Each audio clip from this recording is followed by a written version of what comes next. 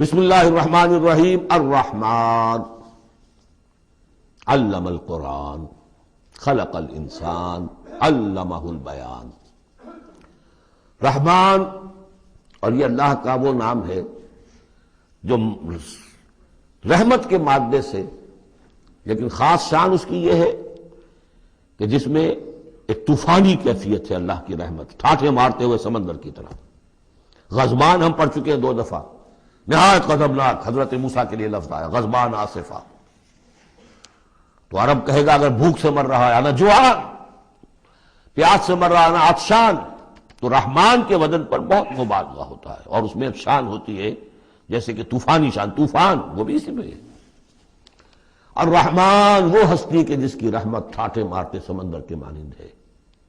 علم القرآن، اس نے قرآن سکھایا ہے۔ یعنی یہ کہ قرآن مجید کی عظمت کا تصور کرو، یہ اللہ کی رحمانیت کا مظہر عتم ہے، اس کی رحمت کی سب سے بڑی شان، اس کا مظہر عتم جو ہے وہ قرآن ہے۔ دوسری بات یہ، اللہ کے ناموں میں چوٹی کا نام رحمان ہے، بہت پسندیدہ۔ رحمت کی تو ضرورت ہر شخص کو ہے۔ حضور نے فرمایا میں بھی مستغنی نہیں۔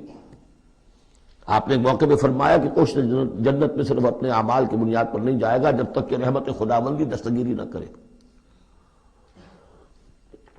اور حضرت عائشہ سے ہے یہ روایت۔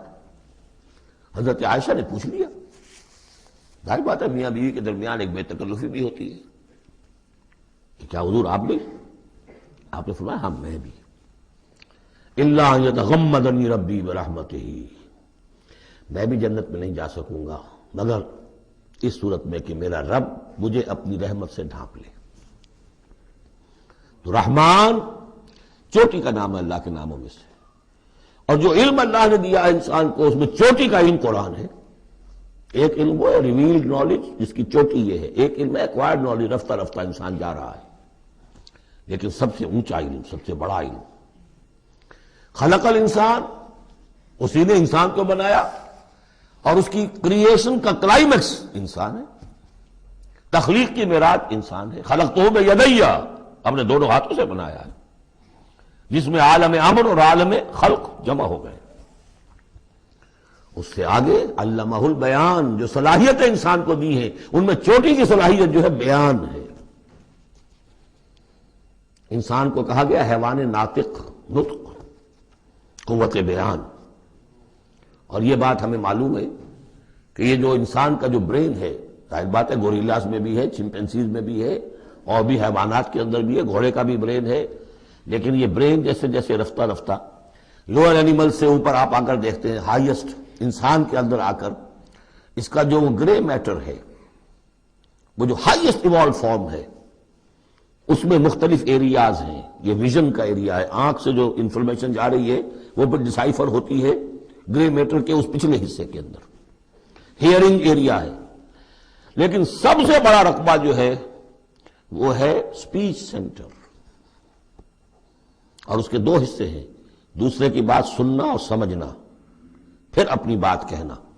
یہ 2 ایسپیکٹس ہیں اس کے۔ تو سپیچ سینٹر، اس میں دونوں چیزیں آ جائیں گی، کلام کا فہم اور پھر کلام کو دوسروں تک پہنچانا۔ تو علمہ البیان، اللہ نے صلاحیتیں تو اور بھی دی انسانوں کو بہت سی، آنکھ بھی دی، کان بھی دیا، لیکن یہ آنکھ اور کان تو حیوانات میں بھی ہے، بلکہ بعض حیوانات کی بصارت ہم سے کہیں زیادہ آگے ہے۔ بعض حیوانات وہ ہیں کہ جنہیں روشنی کی بھی ضرورت نہیں دیکھنے کے لیے، بغیر اندھیرے میں بھی دیکھتے، ہم تو اندھیرے میں نہیں دیکھ سکتے۔ اس طرح کان، گھوڑے کا کان جو ہے اس کے کان کھڑے ہو جاتے ہیں اینٹنا کی طرح سے، اگر کہیں سے آہٹ ہو، جب یہ اپنے گھوڑ سوار نے کچھ نہیں دیکھا تو نہ سنا ہے، لیکن ذرا سی آہٹ کہیں کہ گھوڑے نے سن لی۔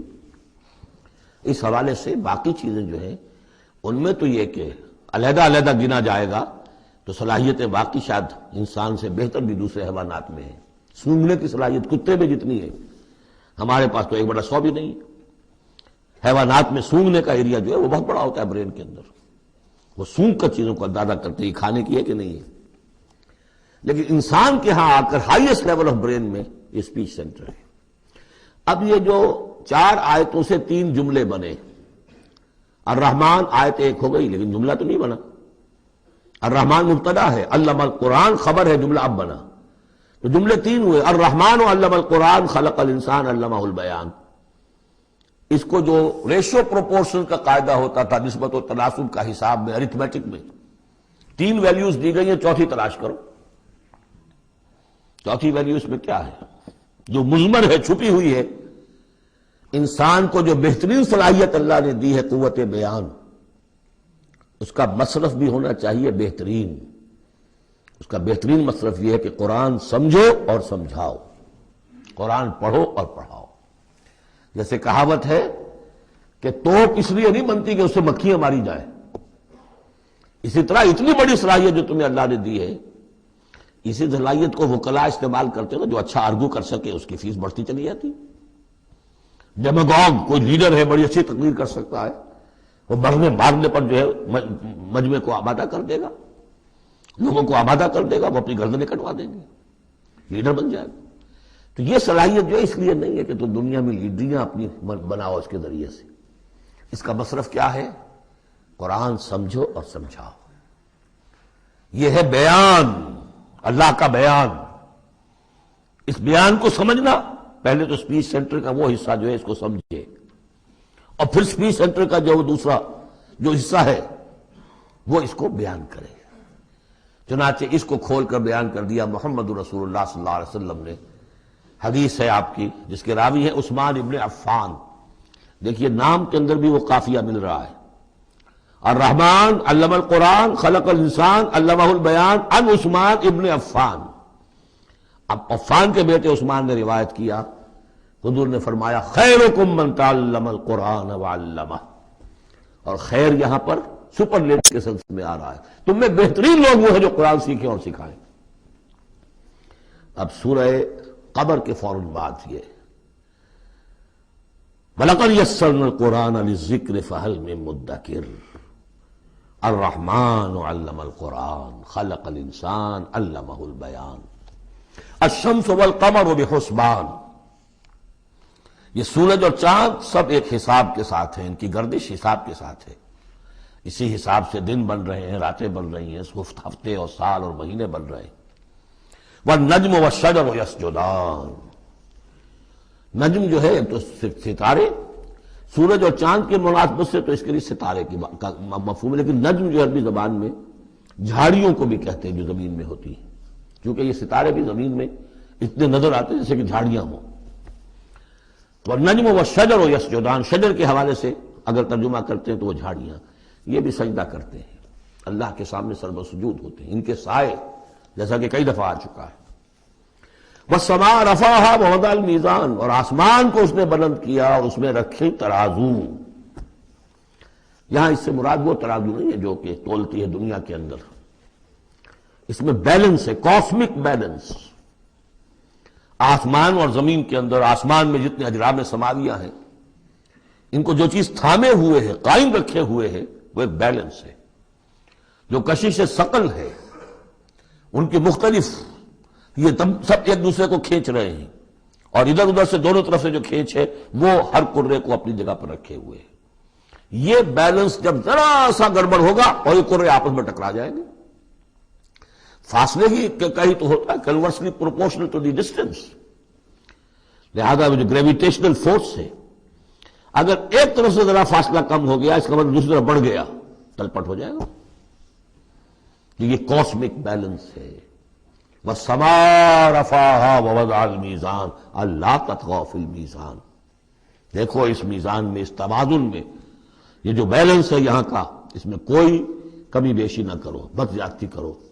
وَأَقِيمُوا الْوَزْنَ بِالْقِسْطِ وَلَا تُخْسِرُوا الْمِيزَانَ، اور قائم رکھو وزن کو قسط کے ساتھ، عدل کے ساتھ، اور اس کے اندر کہیں کوئی کمی نہ کرو، نہ تطغوا نہ تخسروا، نہ کمی نہ زیادتی۔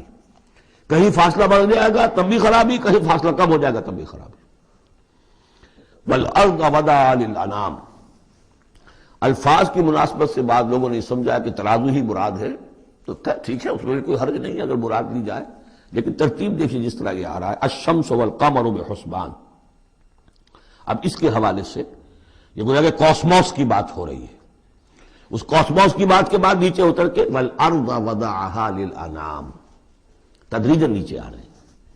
اور زمین کو ہم نے بنا دیا، رکھ دیا لوگوں کے لیے، پست کر دیا، ان کے قدموں میں بچھا دیا اپنی مخلوقات کے لیے، اور مخلوقات میں انسان بھی ہیں، جنات بھی ہیں۔